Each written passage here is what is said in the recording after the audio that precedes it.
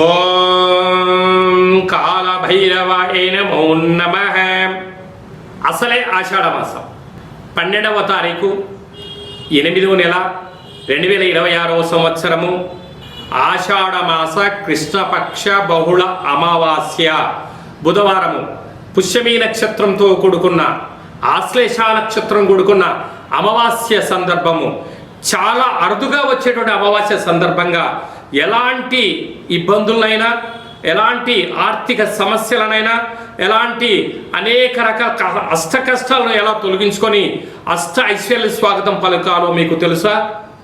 మీనరాశి వారికి విశేషంగా రాశిలోనే శని భగవాను వక్రగమనంగా ఉండడం, పుష్యమీ నక్షత్రంతో ఆశ్లేష నక్షత్రంతో కూడుకున్న అమావాస్య సందర్భంగా జాతకంలో ఉన్న దోషాలు తొలగించుకోవాలన్నట్లయితే పసుపు ఛాయ కలిగినటువంటి పసుపు ముద్దను ప్రమిదగా ఏర్పాటు చేసుకొని అందులో నవధాన్యములను వేసి మనసులో కోరికను కోరుకొని కాలభైరవాష్టకాన్ని చదివి కులదేవతలకు, గ్రామ దేవతలకు, ఇష్టదేవతల దగ్గర ఈ ప్రమిదను ఉంచి రాగలిగినట్లయితే, లేకపోతే రావి వృక్షానికి పసుపు దారాన్ని 108 సార్లు చుట్టగలిగినట్లయితే సకల దోషం తొలగి ఐశ్వర్యం కలిగి ఆనందం, అదృష్టం మీనరాశి వారి సొంతం.